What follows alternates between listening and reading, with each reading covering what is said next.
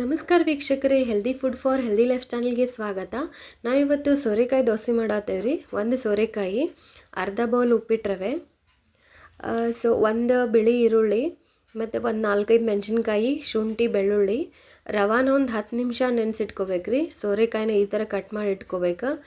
ಇದೇ ಎಲ್ಲ ಇಂಗ್ರೀಡಿಯೆಂಟ್ಸ್ ಹಾಕಿ ನೀವು ಮಿಕ್ಸರ್ ಜಾರಿಗೆ ಹಾಕಿ ನುಣ್ಣಗೆ ರುಬ್ಕೋಬೇಕ್ರಿ. ಅಂದ್ರೆ ದೋಸೆ ಹಿಟ್ಟಿನ ಹದಕ್ಕೆ ಹೆಂಗೆ ಬರ್ತೈತಲ್ಲ ಆ ಥರ ರುಬ್ಕೋಬೇಕು.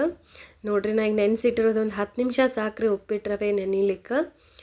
ಮಿಕ್ಸಿ ಮಾಡಿದರೆ ಅದೆಲ್ಲ ಸರಿ ಆಗುತ್ತೆ. ರವೆ ಎಲ್ಲ ಹಾಕಿ ಮತ್ತು ಅದ್ರ ಜೊತೆಗೆ ನೀವು ಸೋರೆಕಾಯಿನ ಹಾಕಿ, ಇಲ್ಲ ನೀವು ಸಪ್ರೇಟ್ ಆದರೂ ಮಾಡ್ಕೋಬೋದು, ರುಬ್ಕೋಬೋದು, ಇಲ್ಲ ಎರಡೂ ಮಿಕ್ಸ್ ಮಾಡಿ ರುಬ್ಕೋಬೋದು. ನಾ ಇಲ್ಲೇ ಎರಡೂ ಮಿಕ್ಸ್ ಮಾಡಿನೇ ರುಬ್ಕೊಳತ್ತೀನಿ, ಅಂದರೆ ಎಲ್ಲ ಸೇರ್ತೈತೆ ಅಂಥೇಳಿ. ಈರುಳ್ಳಿ ಮತ್ತು ಮೆಣಸಿನ್ಕಾಯಿ, ಶುಂಠಿ, ಬೆಳ್ಳುಳ್ಳಿ ಈ ಥರ ಎಲ್ಲ ಹಾಕ್ಕೊಂಡ್ರಿ ಇದನ್ನು ಸಣ್ಣಗೆ ನುಣ್ಣಗೆ ರುಬ್ಕೋಬೇಕ್ರಿ. ಮಿಕ್ಸಿ ಜಾರ್ ಒಳಗೆ ರುಬ್ಕೊಂಡ್ರಿ ಅಂದ್ರೆ ಆಮೇಲೆ ನಿಮ್ಗೆ ಉಪ್ಪು ಸೇರಿಸ್ಬೋದು. ಆಮೇಲೆ ಇಲ್ಲ ಈಗ ನೀವು ಬೇಕಂದ್ರೂ ಇವಾಗಲೇ ಸೇರಿಸ್ಕೋಬೋದು.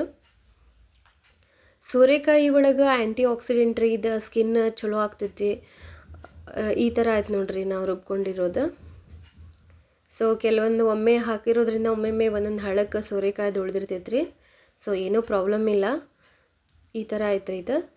ಇದಕ್ಕೆ ನೀವು ಸೋಡಾ ಹಾಕೋದೇನು ಅವಶ್ಯಕತೆ ಇರೋಂಗಿಲ್ಲ, ಯಾಕಂದ್ರೆ ಹಂಗೆ ಬರ್ತಾವ್ರಿ, ಇವು ಚಲೋ ಬರ್ತೈತಿ. ನಾವು ಇಲ್ಲೇ ಕಬ್ಬಿಣದ ಹಂಚಿಟ್ಟೇನಿ ರೀ.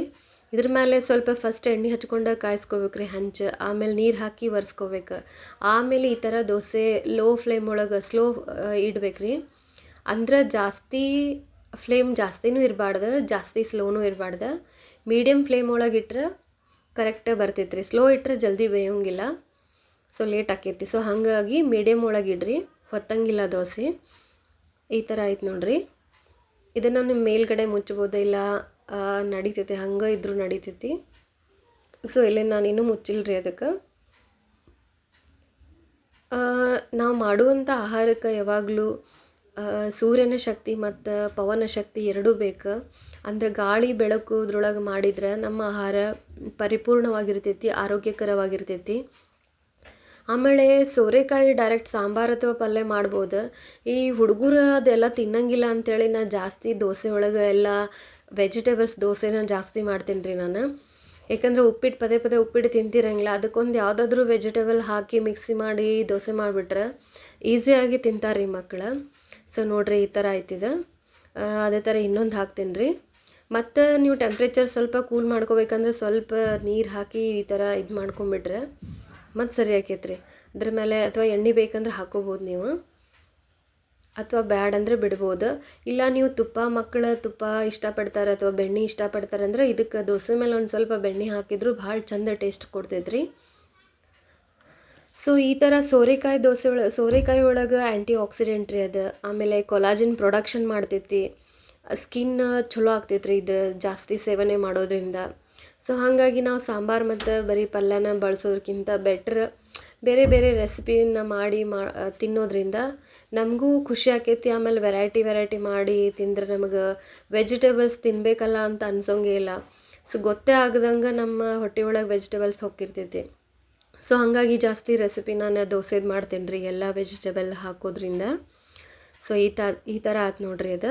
ನೀವು ಇದು ನಾರ್ಮಲ್ ಚಟ್ನಿ ಜೊತೆ ತಿನ್ಬೋದು, ಇಲ್ಲ ಪಲ್ಯ ಏನಾದರೂ ಮಾಡ್ಕೋಬೋದು. ನಾನು ಇಲ್ಲೇ ನಾರ್ಮಲ್ನ ಯಾವಾಗಲೂ ಜಾಸ್ತಿ ಈರುಳ್ಳಿ ಪಲ್ಯ ಮಾಡ್ತೀನಿ ರೀ ಅದು. ಹಾಗಾಗಿ ಅದರ ಜೊತೆನ ಇದು ಮಾಡ್ತೇನೆ, ಯಾಕಂದ್ರೆ ಬೆಳಗ್ಗೆ ಈಸಿ ಆಕೈತೆ ಅಂಥೇಳಿ ಆ ಕಾರಣಕ್ಕೋಸ್ಕರ ಅದನ್ನೇ ಮಾಡಿರ್ತೀನಿ. ನೀವು ಬೇಕಾದರೆ ನಿಮ್ಗೆ ವೆರೈಟಿ ಆಗಿರೋಂಥ ಏನಾದರೂ ಪಲ್ಯ ಇತ್ತಂದರೆ ಅದ್ರ ಜೊತೆ ತಿನ್ಬೋದು, ಇಲ್ಲ ಜಸ್ಟ್ ಬೆಣ್ಣೆ ಹಾಕ್ಕೊಂಡಾದರೂ ತಿಂದ್ರೆ ಅಂತೂ ಮಸ್ತ್ ಆಕೈತ್ರಿ. ನೋಡ್ರಿ, ಆಯಿತು. ನಮ್ಮ ಚಾನಲ್ಗೆ ಹೊಸಬ್ರಾಗಿದ್ದರೆ ದಯವಿಟ್ಟು ನಮ್ಮ ಚಾನಲ್ ಸಬ್ಸ್ಕ್ರೈಬ್ ಮಾಡಿರಿ, ಶೇರ್ ಮಾಡಿರಿ, ಲೈಕ್ ಮಾಡಿರಿ. ದಯವಿಟ್ಟು ಬೇರೆ ಬೇರೆ ರೆಸಿಪಿಗಳನ್ನ ಹಾಕ್ತಿರ್ತೀವಿ, ನೋಟಿಫಿಕೇಷನ್ ಬರ್ತೈತಿ. ಹಾಗಾಗಿ ಸಬ್ಸ್ಕ್ರೈಬ್ ಮಾಡಿರಿ ಅಂತ ಹೇಳಕ್ಕೆ ಇಷ್ಟಪಡ್ತೀನಿ. ಆದಷ್ಟು ಎಲ್ಲರೂ ಒಳ್ಳೆಯದನ್ನು ತಿನ್ನಿರಿ, ಒಳ್ಳೆಯವರಾಗಿರ್ರಿ. Thank you so much.